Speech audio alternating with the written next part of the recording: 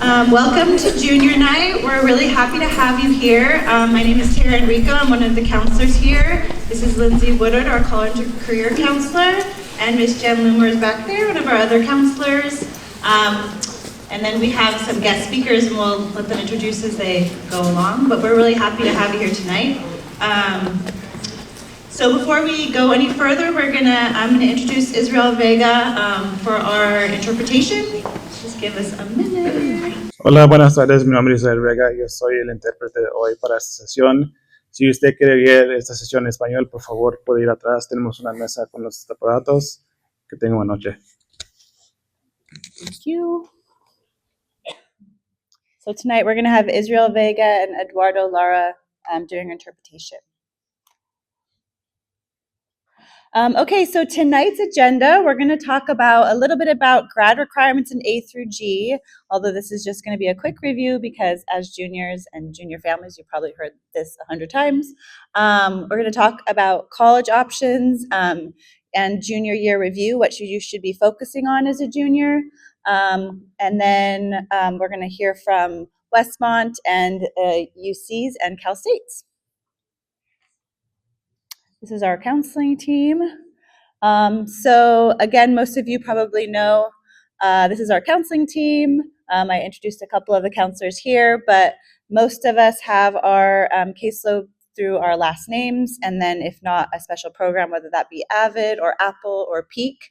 But other than that, it's through the last name, and we're here to help. So if you're not sure, you can always just call the office and we'll connect you with the correct person. So I'm going to pass it over to Jen Loomer to go over grad requirements. All right. Hi, thank you for being here. At all of our presentations that we do in these evenings for parents or in classrooms to the students, we always go over the graduation requirements and the A through G requirements. And these are the admissions requirements to go to any UC or Cal State, and pretty much every private college and out-of-state public college use these same requirements. So we've been going into classes and doing course selection for senior year for your students. If you can believe it, we're doing it right now, even though it's not until August. Your students are going to be seniors. And we are giving them a transcript which has a summary of their graduation requirements and their A to G requirements. And their counselor has made some notes on those. So they should know what their A to G status is.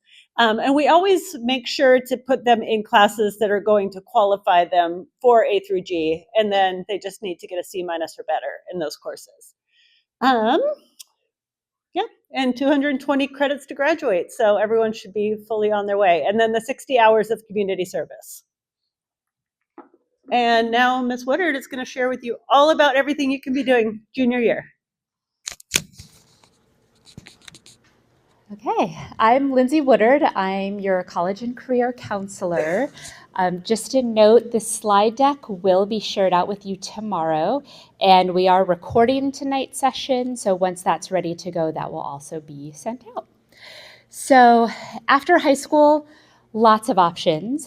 The vast majority of our students will go on to college, whether that's a four-year university, and that could look like a UC, a Cal State, it could be a private college in-state, out-of-state, it could be a private or a public out-of-state college. But then so SBCC is very popular with our students, but we also have students who go to other community colleges, perhaps because they offer a program that we don't offer. I'm thinking fire, dental hygiene, things like that. And then trade schools are another option. Most of our students who do go into the trades find that they can do that sort of program through a community college at a much lower cost than at a trade school. But if anybody wants to talk about trade schools, I'm happy to do that. I myself attended a trade school in Virginia. In 1998, I got certified as an equine sports massage therapist. So I work with horses too. Okay. So for those of you who are thinking college, that is the most complicated process of all the options, you really want to spend some time figuring out who are you and what do you want out of a college experience? There are so many things to be considering. I think sort of the go-to is like, how prestigious is a school? I want to apply there, which is absolutely fine. But don't forget, there are so many other factors in addition to prestige that you want to be thinking about. So then when you actually land on that campus, it's a good fit and you're having an excellent experience. So of course, if you know what you want to study, that can be a big driver of where you apply to colleges. But I can also share that of the students who go off to college thinking they know what they want to major in, over 80% end up changing their major at least once. So be open-minded. And then size, and I like to think of size as both size of the student body as well as size of class, because there has been research done. Purdue did a really big study. What are the factors that best predict a satisfying college experience and good outcomes after college? Think, getting a job. And the number one factor ended up being access to professors. So at schools where the class sizes are small, it is very easy, it's effortless really, to get to know your professors. And then they're connecting you to internships. They're mentoring you. They're writing your letters for grad school if you take that route. At larger, perhaps public research universities, you might be in classes with hundreds of other people. So then you have to ask yourself, am I the type of student who's going to, sit in the front and hang out after and ask questions of the professor? Am I going to go to office hours? If you can do those things, you'll be fine. If that sounds terrifying, you might want to consider a school with smaller class sizes. Okay, location. A lot of students start out, I'm going to go to school on the East Coast, and by springtime, they've decided to attend a California school. Totally fine, right? You want to go home on the weekends sometimes, do your laundry, see your pets. But maybe you really are determined to get out of state. Great. We have about 2,500 accredited, not-for-profit, four-year colleges in this country. There are so many choices, and they're in every single state. I make it my mission to visit as many of these as possible. I'm getting close to 100 college visits. So if you're wondering about colleges in other states, come talk to me. And then activities and organizations. What do you want to be involved in when you go to college? And heads up, you can't always just go to college and join a club. There are colleges where you have to apply to join a club.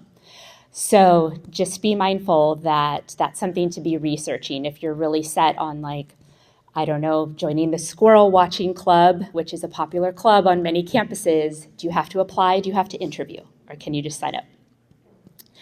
And then the culture of the school. Are these your people? That's really important. A couple of years ago, I had a private client, because I do some private college consulting too, who was dead set on going to Vanderbilt to the point where she was ready to apply early decision. There are different decision rounds. Early decision is the one where you apply early, and if you get in, you have to go. You have to withdraw all of your other applications. But she was all in on Vanderbilt. So October of her senior year, she goes to visit Vanderbilt. She comes back. I was so excited to hear her thoughts, and the first thing she said was, "Those are not my people." And I was like, "Are you still going to apply?" And she said she was, but it was now at the bottom of her list. So if you can visit a campus, either earlier in the process or waiting to find out if you've gotten in, either way is fine. But really getting on campus, your gut will tell you, this is a place where I can see myself being happy and finding my people. Selectivity, so I mentioned this before in a way. Prestige, right? Those are your most selective schools. Sometimes in this business we call them the highly rejected schools because they're only taking students in the single digits. And parents, if you applied to college around the time I did, it is a totally different landscape. It is so much more competitive simply because so many more people are applying. And the numbers of seats have not increased, right? It's the same number of seats, pretty much, from when we went to college. So when you're applying to colleges, Here's a great rule of thumb. Apply to 3 where you are likely to get in. And I mean, there's no exact number, but if you figure if they have a 75% acceptance rate or greater, that's a likely school for you. You want 3 of those. Then 3 targets. Target is anywhere from like 50 to 74% acceptance rate, so you might be in their academic profile, but it's definitely not a sure thing that they're gonna take you. And as long as you have those 3 and 3, apply to as many reaches as you would like. So reach is like anything under a 50% acceptance rate. I even like to say a super reach is under a 20% acceptance rate. Balance is the key. You've got to have a balanced list. And then cost. This is something I find year after year families tend to think about too late. You can literally start now exploring the cost of different colleges and thinking about what is our budget? Like, do we have college savings? Do we think we're going to qualify for need-based financial aid or not? Are we trying to get merit scholarships to bring the cost down? Having a budget in mind is critical for building that list, because even if you have likelies, targets, reaches, if they're all out of your budget, then really they're all kind of reaches. So I can absolutely help with that too, giving you a sense of what colleges are going to cost how much. Oh, sorry, I didn't realize I went forward. There we go. And then a really great tool that's available on college websites that you can use to figure out roughly the cost of attendance, it is an estimate, is something called a net price calculator. So if you just Google the name of a school, Oregon State, and the words net price calculator, it'll ask for your family's income, assets, students' income and assets. If it asks for a GPA, that's a really good sign. It means they most likely give merit scholarships based on GPA, and they're trying to factor that scholarship in. That can be incredibly helpful. And then just do that for as many schools as sound interesting, and you'll start to get a sense of, these schools are in the most expensive band. These are kind of mid-range. Oh, these kind of come in about the cost of a Cal State or UC. And then there are some real bargains out there too.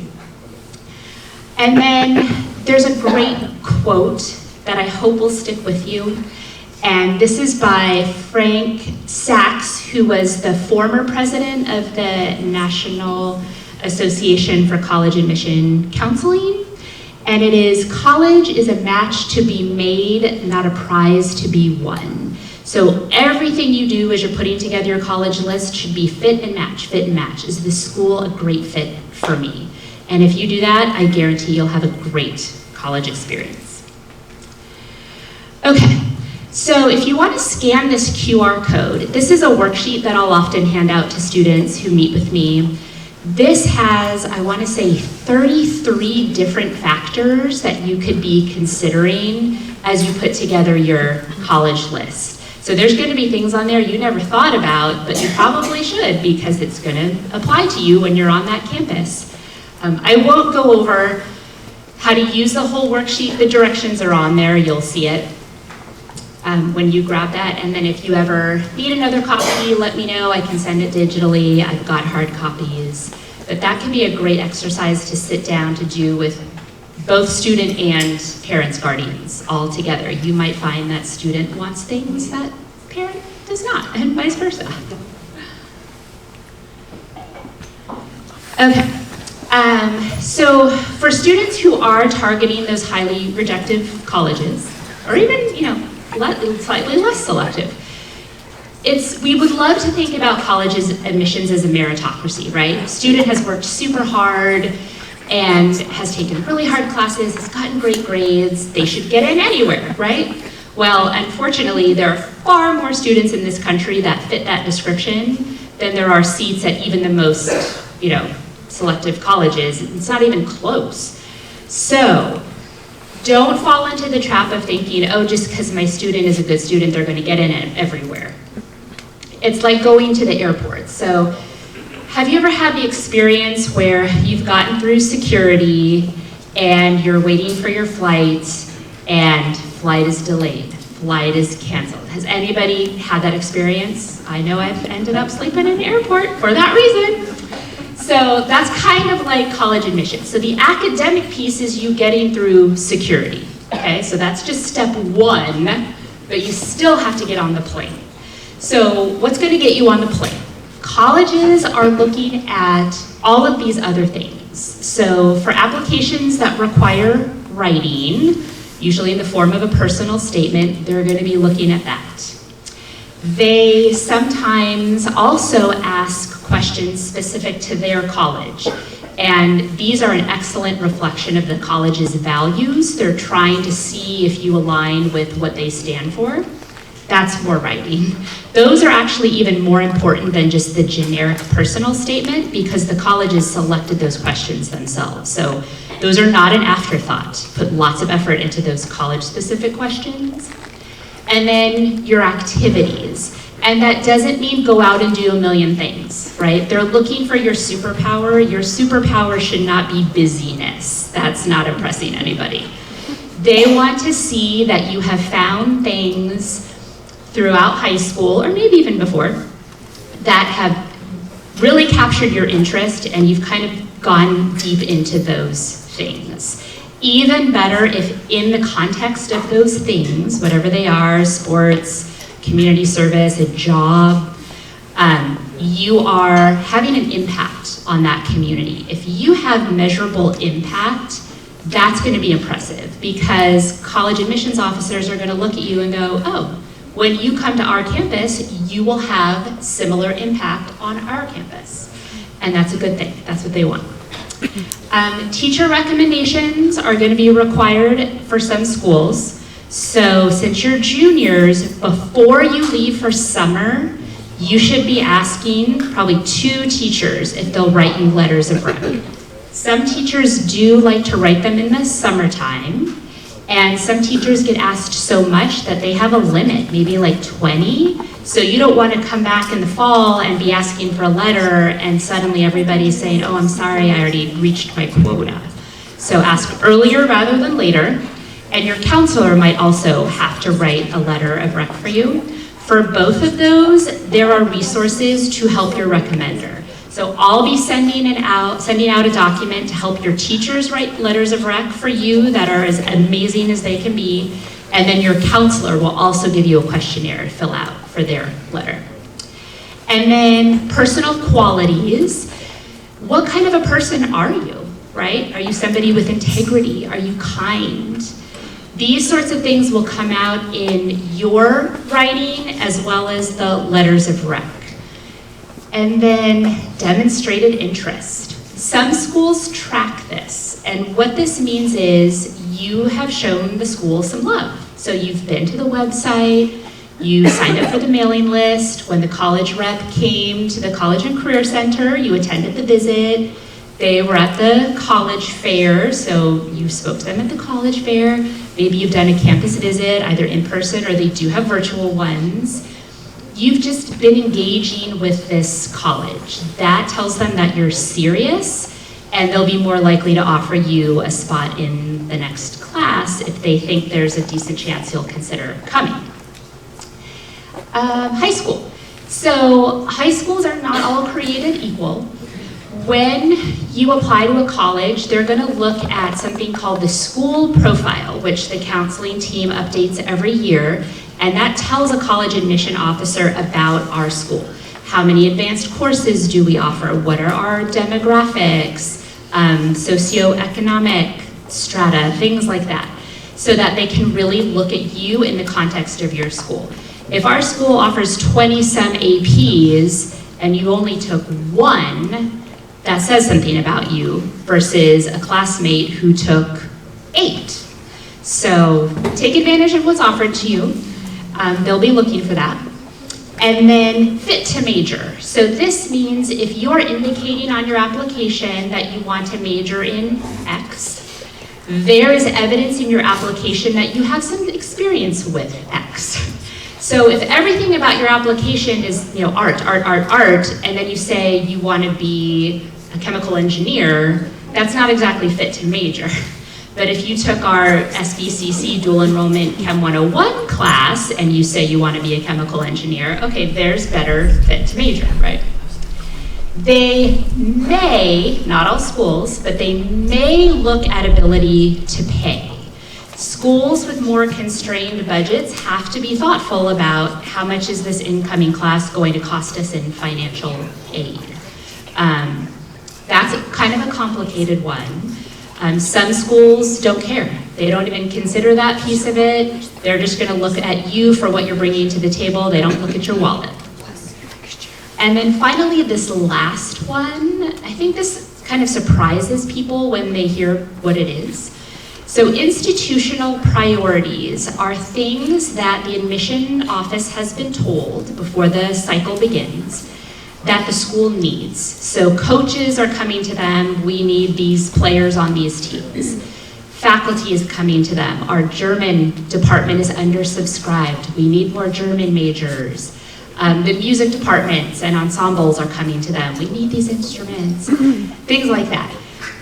Maybe they're really trying to increase the number of low-income students they have on campus, or first-gen students that they have on campus. Or some of these schools are now 70% women, 30% men. Maybe they're trying to get more men on campus. So you'll never know what these institutional priorities are. They don't advertise them because they know people will try to game the system. But just be an authentic person, put your best self forward, fingers crossed that you have something that they're looking for. But if you get a denial, I know it's easy to say and hard to do, but don't take it personally. They're not saying you won't be successful here. What they're saying is, oh, you just didn't have something that we needed in this class. But another school might look at you and say, oh, you absolutely have what we need. So you can't ever know.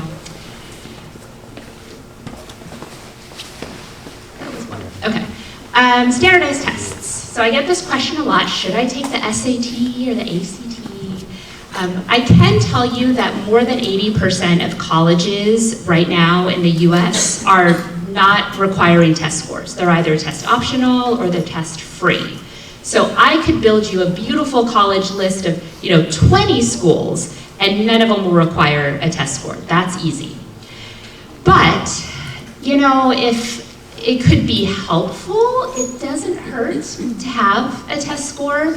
Maybe you do end up with a great score that you'll want to submit. Or maybe you apply to a school where they give you extra merit money if you have a decent test score. Then it might be worthwhile to have it. I can tell you that in the state of California, there are not enough SAT test centers for all of the students who want to take a test. So if you are thinking of signing up for the SAT, maybe you already have for the spring, which would be great, but if you haven't already, I would go sign up as soon as you can so that you are not driving to Bakersfield to take your test.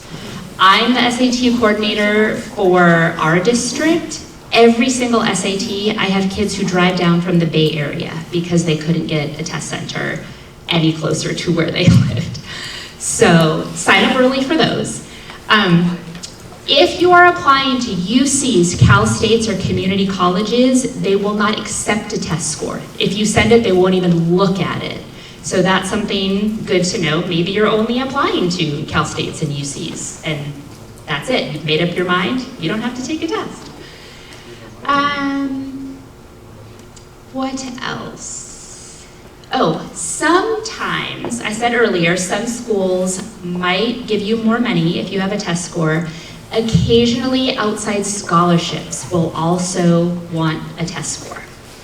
So if you're kind of on the fence, I don't know if I should take it or not, come talk to me. We'll look at your situation, we'll figure out if it would be worth your while to take that test. Okay, let's get into the timeline a little bit. So now we're in spring of your junior year. These are the things you want to be working on. Start researching colleges and building that list. I would encourage you to make an appointment with me and we could absolutely get that started together. But you do have some excellent resources available online that will suggest colleges for you based on your preferences. in the SCORE app that's on your iPad. If you open up that app on the landing page, there's a college match quiz. You could absolutely do that quiz. If you go to the College Board website, they have something called Big Future. That's another great college match quiz that you could do. And as I said, think about, do you want to take the SAT or the ACT? This would be the time to take your first one. And then as you're, thinking about what do I want to take next year, try to challenge yourself as much as you can. So if you can take that 4th year of math or that 4th year of science or 3rd or 4th year of language, that would put you in a really good position. But also be mindful about healthy balance, right? We still want you getting enough sleep. We still want you having some downtime, hanging out with friends and family. Maybe you have a job that you work or sports that you're committed to. Don't overextend yourself. That's not going to be good for anybody. And you'll still have to balance stuff when you go off to college. So be aware of your physical and mental boundaries. That's really important. And then spring break. If you have the time and monetary resources to visit some colleges, that's a great time. Most colleges will have had their spring break before ours, so when you get on campus during our spring break, you'll see students on campus. And it's always such a much better experience if you can visit a college when students are there. And it could just be local colleges that you can drive to. If you think you might want to do this, or even fly far, whatever you can do, Google the name of the college and the word visit, and you will land on the visit page where you register. And visits are limited because they only have so many student workers who can take out all these tours. So you want to sign up as early as you can so that you're not disappointed. They do fill up really fast. And then, as I mentioned before, be sure to ask for letters of rec before you leave for the summer. Speaking of summer, okay, there's lots that you can be doing. So be productive with your summertime. If it means working a job, great. Maybe that's the time that you use to get your community service hours in, great. Maybe you want to leverage some community service to explore a potential career path. That's a great use of your community service time. If there's a class that you want to take through SBCC or elsewhere, that's great. There are summer programs on college campuses that can be very enriching and offer classes that we don't offer here in high school, so you can explore more things. Some downtime to read some books. Books are great. Keep refining that college list. I do have appointments in the summer. Monday afternoons from 1 to 5. You can come in, work on a college list, work on the writing for your college apps, because we typically know what those writing prompts are before the apps actually open on August 1. Last summer, every single one of my appointments booked, so it's wise to use that time if you can manage that, since I'm here and I'm available. So we're working on essays. On August 1, when all those apps open up, start working on the rest of the application, and then be organized. There is so much to keep track of, different deadlines, different documentation that colleges want. So family members, if you want to be supportive of the process, this would be a great task for you. Kind of be the project manager and just have a spreadsheet with all the things. That's very helpful. Okay, this QR code will take you to the personal statement prompts that were on the Common App this year. So the Common App is an application that has over 1,100 colleges on it. It's the one that you will use for private California colleges, as well as private schools that are out of state and public out of state colleges. The UCs and the Cal States have their own application. And these are unlikely to change. for this next admission cycle, but they will usually let us know in February if they are changing or not. Get started early.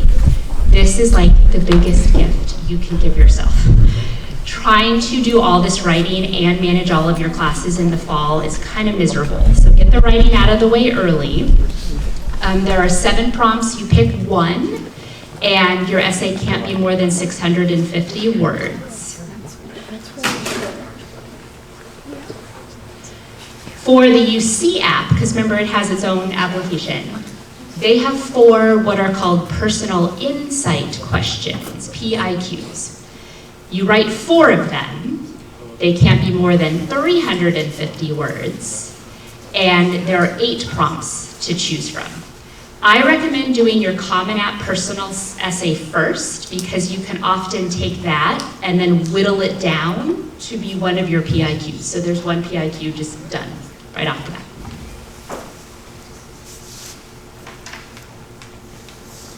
Give everyone a second to grab that.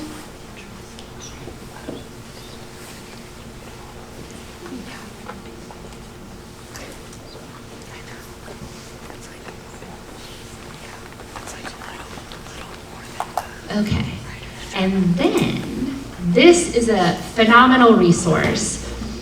There is a fellow out there named Ethan Sawyer, and he goes by the moniker the College Essay Guy. Has anybody heard of the College Essay Guy? Okay, you will. If you have not, you will. He put out a book called College Essay Essentials. And so I took that book and I turned it into a digital workbook. So it has all the best stuff in there, and it will help you figure out, like, how do you want to structure your essay? What type are you writing? There's 4 types. You just answer 2 questions to figure out which type you're writing. And then he'll literally walk you step by step through writing your essay. Plus, he's got like at least 8 sample essays in there, which is so helpful. So you could get started on your own with just that resource. But if you want to come in and help and have me help you get started, that's fine too. And then of course, I'm available to help workshop all of your pieces of writing, since they're so important in the process. Okay, and then when you're seniors in the fall, which is going to be here before you know it, make sure that college list is finalized, and then in the SCORE app, you can mark where you're applying, and then you can indicate once you've submitted applications. And that's super helpful for me. I have to collect all that data for the end of year. I do lots of, class of 2027 outcomes, and we share this out, and the district gets this information. People literally call me up, like, can I get the list of colleges that your students have gotten into? So collecting all that data is really helpful, important for me. And you can do that through SCORE, but honestly, you can even just send me an email. Here's where I applied. Super helpful. And then if you haven't asked for those letters of rec, that you should have, make sure you ask for them.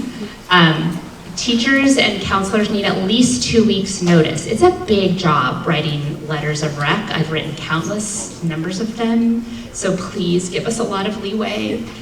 And then, I need to update this. You don't need to request it through SCORE. You're actually going to request it through the Common App. Everything's through the Common App. I'll fix that before I send out the slides. And then on the day when the juniors take the PSAT and the sophomores take the pre-ACT, this year it was October 8th, we get all of the seniors into the library in a series of groups, and we help you get started on your FAFSA or your CADA. So that's the free application for federal student aid, or the California DREAM Act application. And that's what's going to get you need-based financial aid from the federal government and or the state and or your college where you end up going. The FAFSA also gives you access to the federal student loans. So if you want access to those, you have to do the FAFSA. And some colleges require the FAFSA even if they're giving you a merit scholarship and it's not based on financial need. So everybody just needs to do it. It is a state law that all seniors complete it, but we help you here at school get that started. And then parents, guardians will get an email with a link to follow to do their side of it. It's really easy. It takes maybe 15 minutes at the most. And then all fall and the first half of the spring, we have weekly financial aid workshops here in the College and Career Center. If you have an unusual circumstance or you just need help, come in. We've got staff every week helping you out with that. Okay, so College and Career Center, as a senior, I'm probably gonna see you a lot. Here's what we're gonna do. We're gonna do those one-on-one appointments, as many as you want. There is no limit. But this September, even though I offer 35 appointments a week, I was fully booked all the way into December, 2 months ahead. So book early. And then we're working on college apps. I'm helping you workshop your essays. College reps will visit. I think we had about 40 reps this fall come. So you can hear about colleges you've never heard of. You can come hear about colleges you've already applied to, whatever you want. Those financial aid workshops, as I mentioned.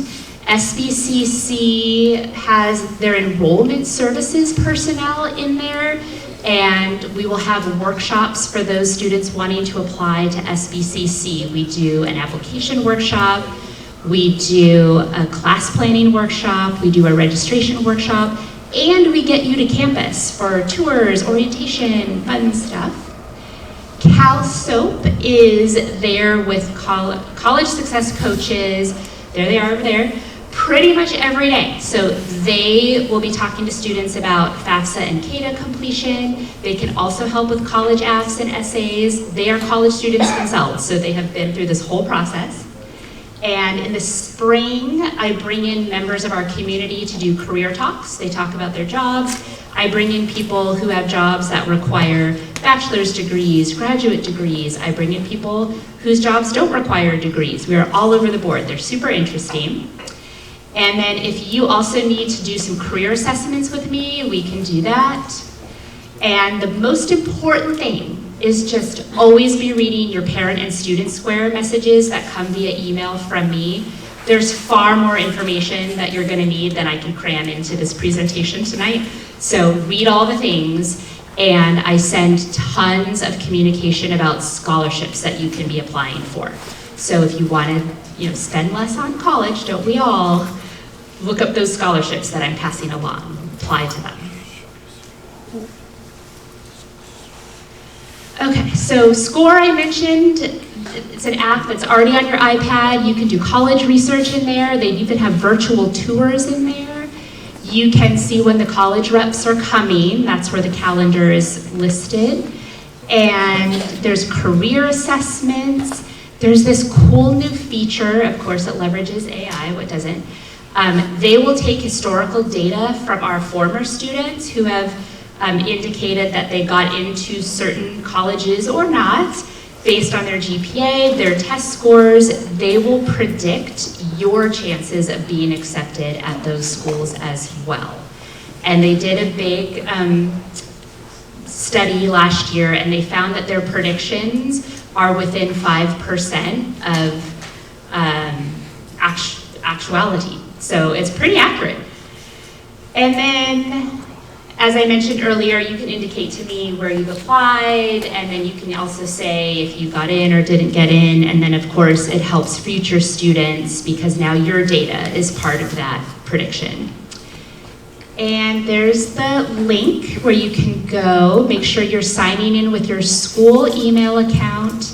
If for some reason it doesn't work, and for some students it doesn't, I don't know why, just go in through Clever, and that seems to solve the issue. But SCORE can be very helpful for you. And then there's some great resources here. These are my top 3 books that I recommend. 2 are by Jeff Salingo. One, Who Gets In and Why, is kind of how the sausage gets made, right? How the admissions offices are deciding who they're going to accept and who they're not. And then Dream School is his new one that just came out.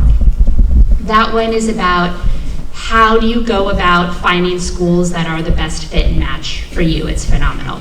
He also has some appendices in the back with like what he considers to be like real gems, like great value, great outcomes for students. I would definitely take a look at those lists.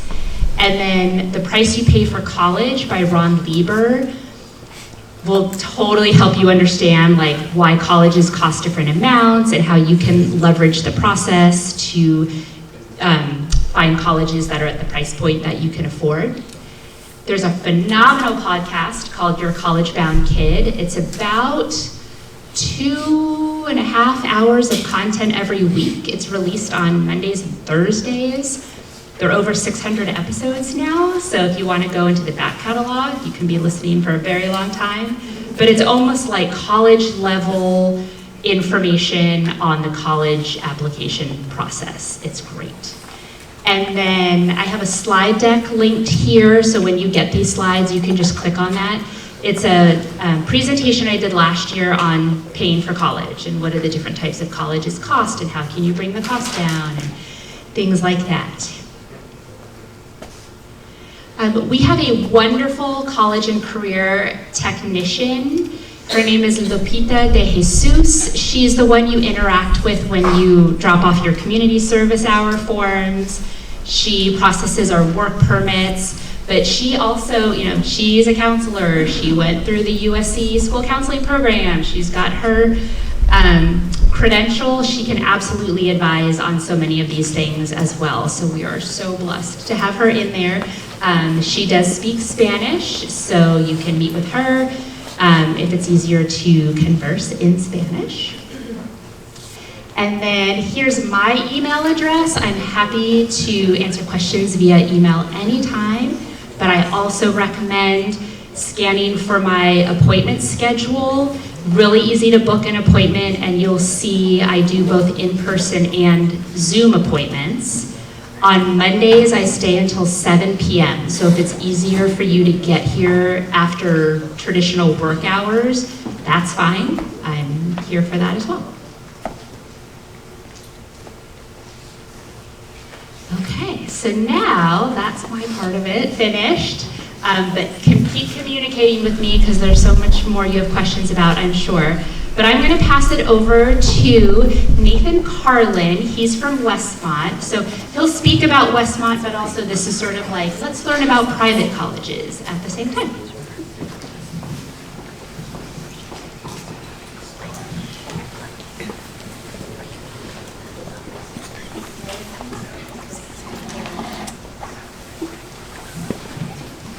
Okay, once again, my name is Nathan Ignacio Carlin, and I come from Westmont College, former student, now I'm an admissions counselor as well. So, mentioned before, admissions counselors are one of the people who read your application, who go through the process with you, who decide whether you get in or not. So if you're mean to me, no, I'm just kidding.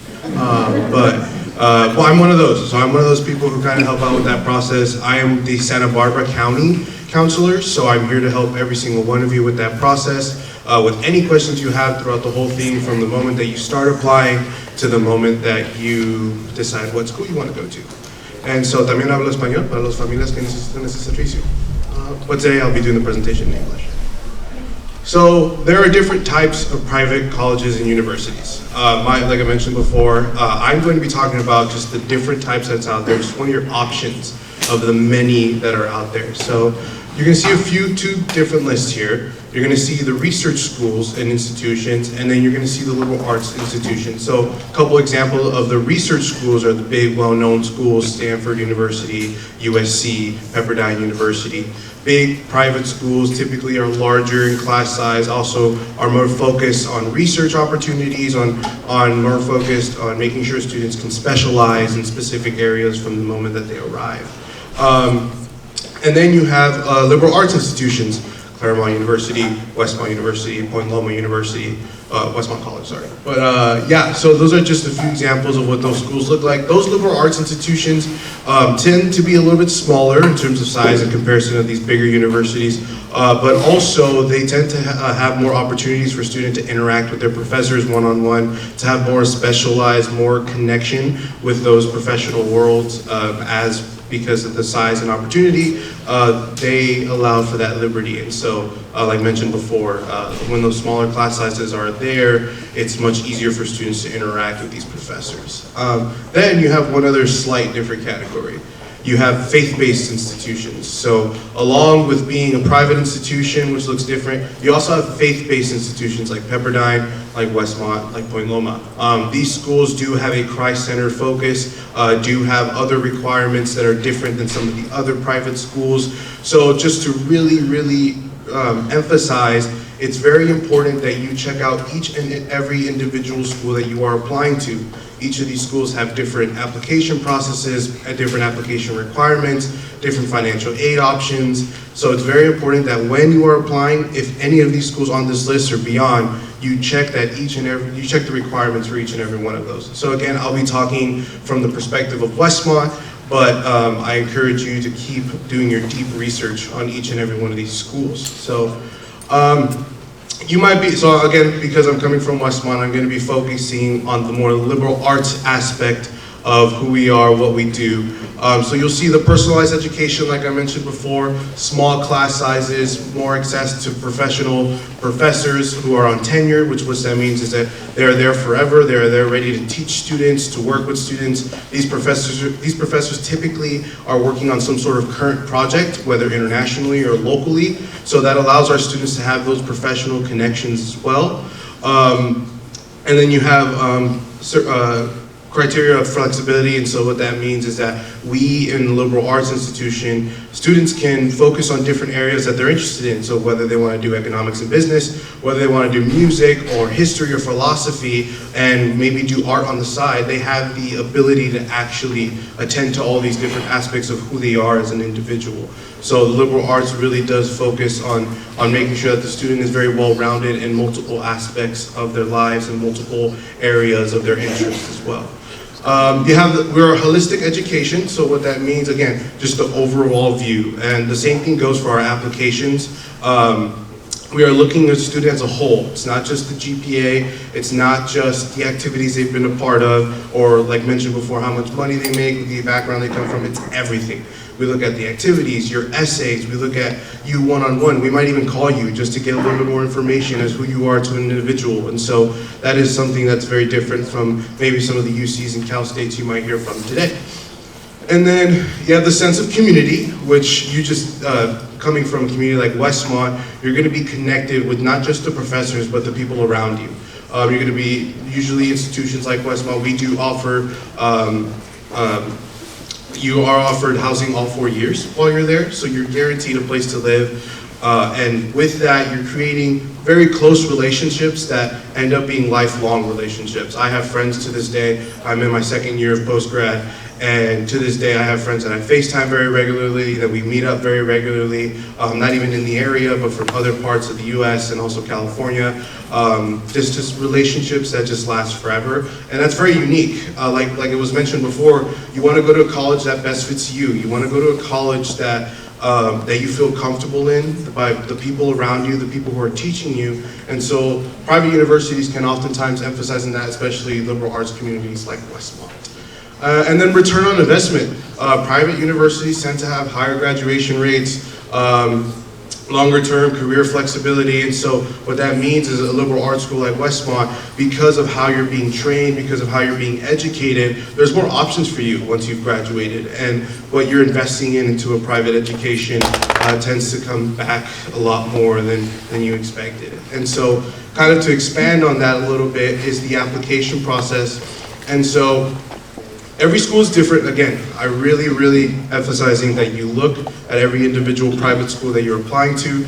Typically, schools are on Common App, so Common App is a safe way to apply to all kinds of different private schools. Westmont's application is completely free, so it doesn't cost you anything to apply, but there are other schools whose application is not exactly free. Again, that just depends on the institution, so please do your research there.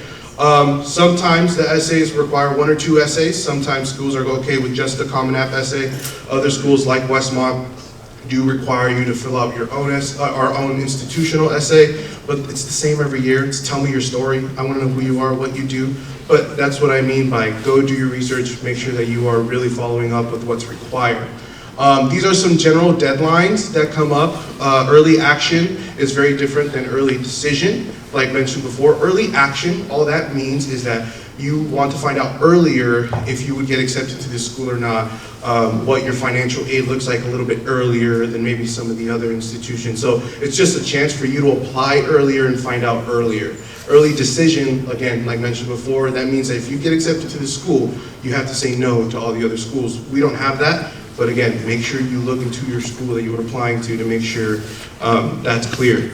And then you'll see those other deadlines there, early action 1, early action 2, priority, academic recommendation. So that's very important. Some institutions require 2, some require 1, some require none.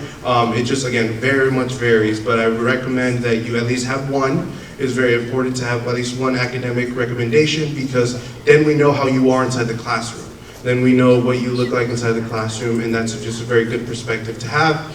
And then personal recommendation, again, that could be like a pastor, a coach of some sort. It could be someone outside of the academic world or outside of your school that works with you very consistently to write that. Again, not all schools require that. That is sometimes optional, but something that is very much required is your high school transcript. And it has to be an official high school transcript. And so that means it should come from your counselor, or there's other websites that you can use as well. Parchment.com is a very other popular one that's completely free for you to use to send your official high school transcript to your colleges. So, and then SAT scores, again, like mentioned before, very optional. Westmont is optional, you're not required. It can help, but it's mostly towards financial aid. And again, at each individual school, you should ask how it would be impacted. Some of them are very open about it.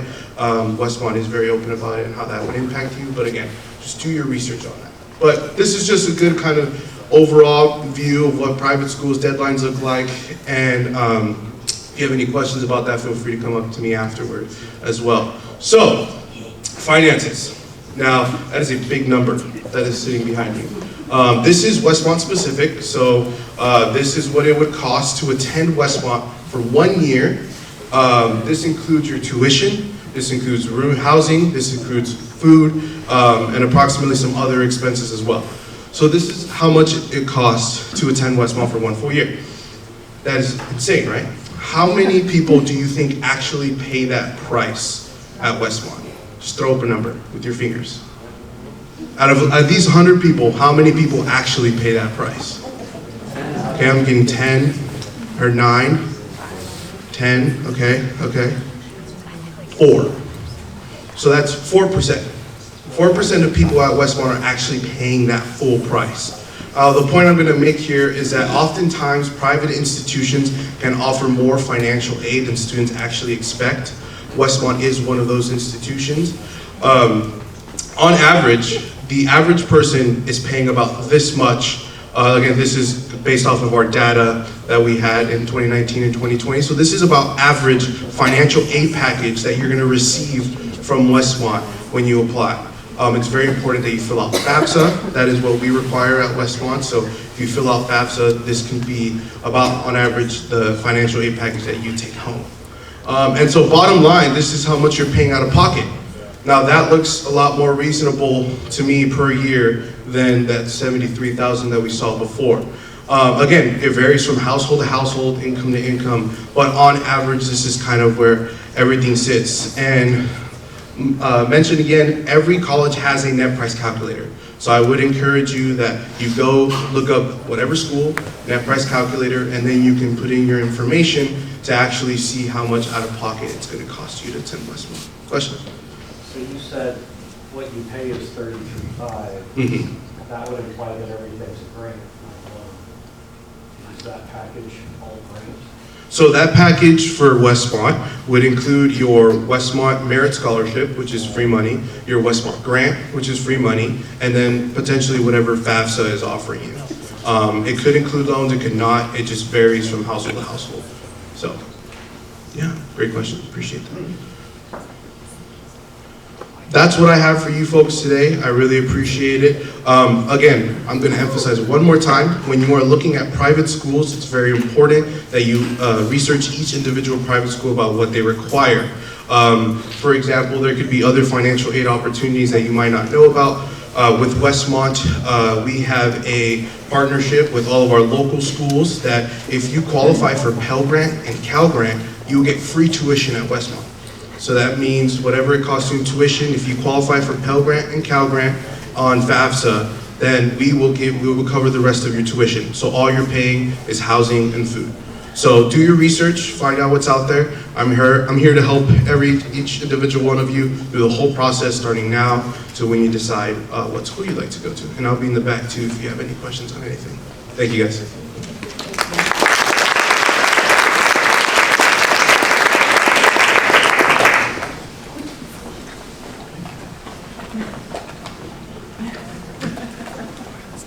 Okay. Hello everyone. Oh my gosh, it has been a long Monday and I hope you guys are locked in right now, and I know you're probably sick of the QR codes, but please go ahead and scan that QR code. That way you can join our mailing list. But to quickly introduce myself, my name is Juliana Aguirre, freshman admissions counselor with the University of California, Santa Barbara team. So primarily in my role, I support high school students like yourselves through this process, right? Talking about the application, talking about the resources available at UCSB. And of course, I'm a resource for the UC. So if you have questions about the applications, of course, we're going to go over requirements today, but I am that resource for you all. También hablo español si quieren venir a hablar conmigo después. But yeah, so I hope everyone was able to scan the QR code. That just joins our mailing list over there. But quick introduction for the UC system. We are technically 10 campuses across California, but we are 9 undergraduate campuses in the system itself, right? So applying out of high school, applying from a community college, there are about 9 different options. The last one, UC San Francisco, that's a graduate program for any of you who eventually want to apply to medical school or dental school, right? That is in San Francisco. But all the way from San Diego to Davis, we do have those options. Lots of variety in terms of majors as well, over 800 across the system itself. And then of course thinking about sizes as well, right? So the UCs vary in that in the size. Some can be small. UC Merced can have about average 8,000 students, so you can get a more private school feel in the public education there. And then other campuses are larger, more urban spaces, right? UCLA, UC Berkeley, they can have up to 45,000 students, right? UCSB, for example, we're a mid-sized campus compared to the other ones. So we have about 26,000 students. And then our population is split. About 23,000 of the students here at UCSB, they are undergrads. So a majority undergrad focused, right? So less graduate students, potentially that could be an advantage for everyone, right? That means you have less competition in terms of research and all those great things, which I will be talking about later. But when we're thinking about why we choose a public school, why we choose a research institution, right? The UCs, we are top research universities. UCSB is an R1 Tier 1 research institution. It means we're performing research at its highest caliber, right? And of course, there are many benefits to getting a research-based education. Of course, it builds curiosity. It gives us just practical life skills, honestly. Becoming an adult is hard. Figuring out how to do taxes, how to get into the adult world and all those great things, that's kind of the basis that you're gaining while participating at UCL. And of course, a lot of you want to go to graduate school. You want to become doctors or PA school. Maybe you want to go to law school, right? Of course, you're going to have that great sort of resource available. And because we're such a large institution, because we're a whole system, we share a lot of resources as well. So you have access to all of the schools practically when you're at UC. So many great things, of course, forming connections as well. We have a lot of industry partnerships across the systems, UCSB included. We're talking big names, Microsoft, Google, Intel, right? Raytheon is a local company here in Santa Barbara that we offer a lot of internships for students and different things like that. So those can also be those connections that you can form from a research institution. But some important things for you guys to know, and you guys feel free to scan this QR code, another QR code for you all. But of course, in the summer to the fall, that is when we're offering a lot of our workshops. It's free. It's available and you should take advantage of it. So I expect all of you to be signed up for those Zoom meetings. They are full UC application tutorials, right? We talked about the differences in applications. The UC system uses one. No matter which of the schools you're interested in, if you're interested in many, maybe all of them, you're only filling out one application and then selecting the campuses you'd like to submit your information to, right? So that's a great, sort of a good thing to know there. We have PIQ overviews. It was kind of mentioned by your counselor earlier, the PIQs, personal insight questions. There are 8 options, you're choosing 4. We have workshops for that where we're dissecting each of the sort of questions so you guys have a better understanding of what we're looking for and how to answer them. and all those great things. August 1st is the first day the application opens up. I highly recommend, actually you should, use a personal email when creating these. A lot of students will use high school emails, and unfortunately those will get, you will lose access to those once you leave high school, right? And sometimes some school districts or, they'll sort of block emails from coming in or out of those inboxes. So just something to keep in mind. But October 1st, that is the very first day that you can start submitting your application. At UC, we do not do any early decision or early action. So if you submit on the first day, good for you. You are very ambitious, but you're still waiting with everyone else, right? It will be until mid-March that will be our sort of releasing for freshman or first year decisions. Transfer is mid-April. But our deadline is usually going to be on November 30th. That is our official deadline, although UC, especially these past few years, we've extended the deadline. This past year was December 1st. So, just keep up with the offices or all of the information that we're releasing, so submitting on time. But all right, talking about minimum requirements, right? These are freshman or first year requirements. So we talked a little bit earlier about the A through G coursework, that's 7 academic subject areas, right? We're talking your English, science, mathematics, history, language other than English courses, right? You must complete those with the C or better. Hopefully better, because UC is a competitive program right across the system, so you want to make sure you're doing as best as you can within your courses. We also have a second academic requirement when it comes to applying to a UC campus. These are eligibility requirements. Are you even allowed to apply to a UC, right? So for we look at what's called the UC GPA. That is a calculated GPA. We are taking your 10th and 11th grade A through G coursework only for this average. So this year is very important for you all, right? So this is, it is weighted, and I'll talk a little bit more about the GPA in a sec. But we also do what's called a holistic review, right? So when we're looking at your application, we're looking at you as a whole person. You're human beings. You have other things going on, other responsibilities, interests, right? And you want to tell us about it in your application. So there are different sections of the application that you guys can provide that information for us. But the A through Gs are pretty straightforward. Like your counselor was saying, most of you should almost be done with them. Maybe you're still completing some of them your senior year. But we do have an expected number of years for each of the areas. When it comes to history, we have 2 years minimum. English is 4, mathematics is 3, science has 2 minimum years, language other than English is 2, art is 1, and then our college elective is 1 year. However, some UCs do have recommendations. UCSB, for example, we recommend students take an additional year of language other than English, an additional year of science, and an additional year of mathematics. Ultimately, it makes you more competitive in the sort of pool itself, right? So just some things to consider when you're sort of building out your schedule. But the GPA itself, right? Like I mentioned, it's a calculated GPA. We're only taking those specific courses. We do not use any pluses or minuses when it comes to the UC GPA. So if you have a B plus or a C plus, C minus, it doesn't matter. It's going to be just a solid letter grade. If you want a further breakdown of how to calculate that average, you can check out the University of California Office of the President website. But it's just simple math, doing some arithmetic there. But of course, it's weighted. So what does that mean? During this time frame, if any of your courses was a UC approved honors course, if you took dual enrollment courses, like maybe at SBCC, maybe it was an AP, advanced placement, or maybe your school, if I don't think this school offers IB, no? Then International Black for some students, those courses will give extra point boost each on the GPA, the UC GPA. It is capped. We only give 8 extra semester points for that GPA, so just something to keep in mind. Now, like I said, this is for eligibility purposes only. We're still looking at all your high school GPAs. We're looking at your 9th grade, and we're also going to look at your 12th grade schedule, although we're not going to have the official grades. We want to make sure you're still keeping up the challenge within your senior coursework, right? So just something to think about. Us as California applicants, minimum 3.0 to qualify or to apply to a UC. For out of states, about a 3.4 or above. And of course, a lot of the UCs are pretty competitive, so try to do your best as much as you can so that you can get those numbers up. But right, it's not just about the numbers, it's not just about your grades and all of those great things that you might be involved in, but it's also about your life experiences, right? So maybe you did have some clubs under your belt, maybe you did community service, right? We were talking about all those great things. Maybe it's not even school related. Some of you might have part-time jobs. When I was in high school, I had 2 of them, right? Or maybe you take care of siblings, older grandparent.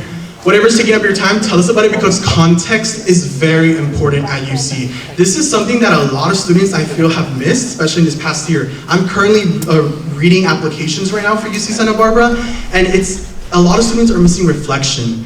So talking a little bit more about the PIQs, do I have that slide? The PIQs, the personal insight questions, that is the best way to provide that information. It's about telling your perspective as students, right? You have spent the past 3 to 4 years in high school. How has all that journey, all of those moments, you know, in academia or outside of school, how has that influenced why you want to apply to UC today? Right? Some of you might talk about things that happened prior to high school. That's okay, but always relate it back to today. So it's about sharing that perspective. When it comes to the UCs, kind of was mentioned earlier, we are test-free. So the SATs, the ACTs, there's no place to report it. We don't care. It's not going to be used for admissions or scholarships. So I think it's maybe a little bit easier if you are only applying to UCs or CSUs, for example. We're not going to take any of those into consideration at the university. Here's your timeline, folks. Feel free to take a picture if you guys want. Like I said, August 1st, the application opens up. You can start creating your accounts. The fall is when you start submitting. In the summer and in the fall, we are hosting, like I said, all of those workshops and webinars, so please join them. We have some that are more specific to the application, some are more specific to our different colleges and universities and things of that nature. Here is some extra resources for you all. When it comes to admissions questions, send us an email, call me. Okay, because I'm here and available to answer all your questions. I'm happy to do so. It's my job. I love it. I graduated from UCSB and I'm always happy to talk about it. Of course, a lot of you, because you're already here, maybe you're looking to branch out to other UCs. Maybe I can answer some questions about them too. So just let me know. Oh, did I skip back? Of course, checking out majors, financial aid information is available there as well. But yeah, that is pretty much it for me and my spiel. So thank you so much, everyone, for having me here today. Again, my name is Julian Aguirre, Freshman Admissions Counselor with UCSB. And I'll pass it on to my colleague.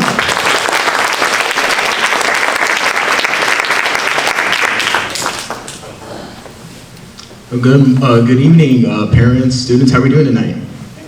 Awesome, love to hear that. Let me introduce myself. My name is Dominic Porras. I am one of the CSU, or CSUCI admission counselors, and today I'm actually going to be talking to you about the whole CSU system in general. Just a little fun fact about me, I'm actually a product of the CSU system. I actually graduated from CSUCI, which is actually your local CSU as well, if you did not know that. Well, let's get started. So we are actually 22 strong. We have 22 CSU campuses across California. We're all the way at the tops at Humboldt and then all the way down to San Diego as well. The CSU system is actually practical-based hands-on learning. We love our students to have real-world experience. An example of this is actually from your local CSU, CSU Channel Islands. Our ESRM students actually go out to the Channel Islands at the Santa Rosa Island Research Station, actually are in partnership with the Santa Rosa Island Research Station, actually work with the park rangers there. And they get that real world experience, they get that field work as well. The CSU system also serves about 500,000 students across the state of California. Wow, that's a big number. We also have a 91% freshman acceptance rate. And also more than 54% of students who actually enter the CSU system are first in their family to earn a bachelor's degree. And also about 95% of students who enter the CSU system are from California as well. Just a little update, so about that 22 number of CSU campuses, actually Cal Poly SLO actually integrated, Cal Poly Maritime Academy actually integrated with Cal Poly SLO, so that's why now there's only 22 campuses as well. So basically, if you did not know about Cal Poly Maritime Academy is the only degree granting maritime academy on the West Coast. It offers 7 specialized undergraduate majors, which is facilities engineering technology, marine engineering technology, marine transportation, mechanical engineering, oceanography, internal strategy and security, and business administration. So basically, students who want to apply to Cal Poly Maritime, they're actually going to apply to Cal Poly SLO Solano campus. It is now renamed to that. It also has the standard of Cal Poly. So when you apply to Cal Poly Solano campus, it has the same requirements as Cal Poly SLO, just to keep in mind. And the student to faculty ratio at Cal Poly Solano campus is now 13:1. So we invest in the future. The California CSU system is actually one of the most affordable college systems in the United States. are actually, our baseline tuition for the CSU system is about $6,450, period, yearly. Also, about 81% of students receive financial aid, which is fantastic. And more than 50% of undergraduates leave with no loan debt. And we're actually ranked among the top 10, or some CSU campuses are actually ranked among the top 10 in economic mobility. So we don't just invest in the future, we invest in your students' future as well. So what can you study at the CSU? You can study a whole host of different things at the CSU system. We have like kind of the basic ones like sociology, psychology, math, business. We also have actually more unique ones that are actually to specific campuses. If you look at, we actually have dairy science that's actually unique to CSU Chico.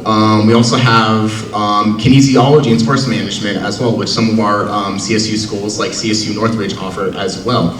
And then some schools like mechatronics engineering, which actually my school has as well. So there's a bunch of different majors you can get into at the CSU.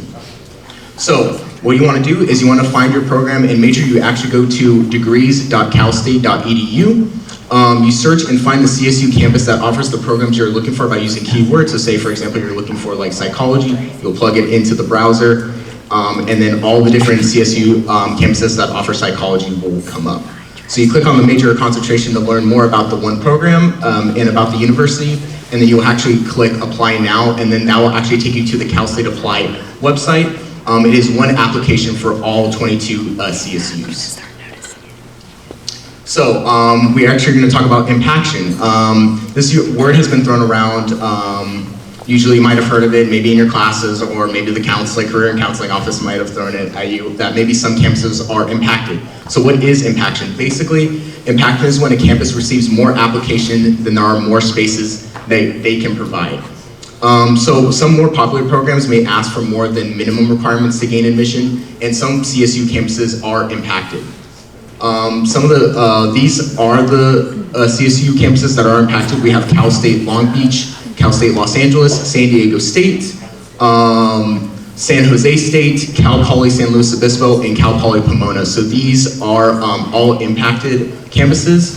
From Cal State Long Beach to Cal Poly SLO, those are impacted at the freshman level and all major levels as well. So those are undergraduate programs, pre-programs, and undeclared, undecided programs are impacted. So those actually are harder to actually get in. And then Cal Poly Pomona has a little asterisk. That one is only impacted at the freshman level. So if you do want to transfer into Cal Poly Pomona, you can do that as well. But if you are applying as a freshman, it might be a little bit harder to get in. But these are non-impacted campuses. We have a whole host of different ones. The little, it's a little white, so we can't see the top ones. But all the other, 19 different campuses are non-impacted. So if you actually have the minimum requirements, you actually will get into the CSU campuses. So to actually get into a CSU campus as a freshman, these are the requirements. You actually, we have test-free admission, so you do not need to take the SAT or the ACT. You can submit those scores, but it will not be a factor when looking into admission to a CSU. You also need to have graduated from high school or have a GED. You also must complete the 15-unit A through G college preparatory courses. Those are listed on the side. And then you need to earn a qualifying A through G grade GPA average. So for California residents, it's actually a 2.5 or above. But if you do fall into the 2.0 to 2.49 category, you actually still can apply to a CSU campus, but that's when we bring in supplemental factors. So supplemental factors, each CSU campus actually uses different supplemental factors, or they will determine what supplemental factors are. And mostly the impacted campuses will be using supplemental factors. Since they are so impacted, there's just so many students going to these, or want to get into these schools, so they will use these. Some of these supplemental factors could be courses exceeding minimum A through G courses, household income, if you are like a first generation student, math or QR, GPA, educational programs, so say like you're an AVID or EOP, or others, like say for example you are son or daughter of someone in the military as well. But the Cal State, usually the application period is between October 1st and November 30th. We do extend the deadline to like around December as well. And some schools will actually push past that December deadline and will go actually into the spring. Actually, my home campus of CSU Channel Islands is actually, our deadline is March 2nd now. If you are looking into the Cal States, you actually can get actually fee waivers as well. If you plug in your financial information when you do the Cal State Apply, you actually have a chance to, if you do qualify, you actually get four free fee waivers to any CSU school, and that will actually waive the fee. It is about a $70 fee per campus through the Cal State Apply. But that is it for my portion of the presentation. Thank you so much for listening in. If you want to know more about the CSU system or Cal State Channel Islands, I will be at my table. Thank you so much.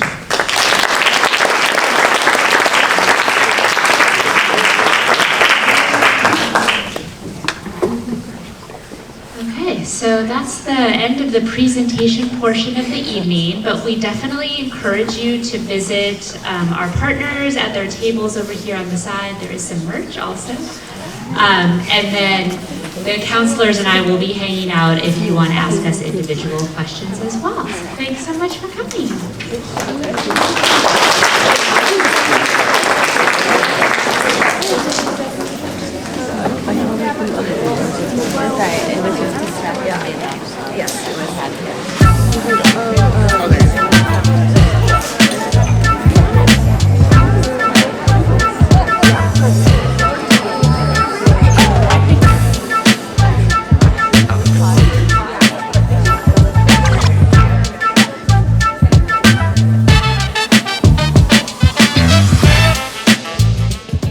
So that's the end of the presentation portion of the evening, but we definitely encourage you to visit our partners at their tables over here on the side. There is some merch also.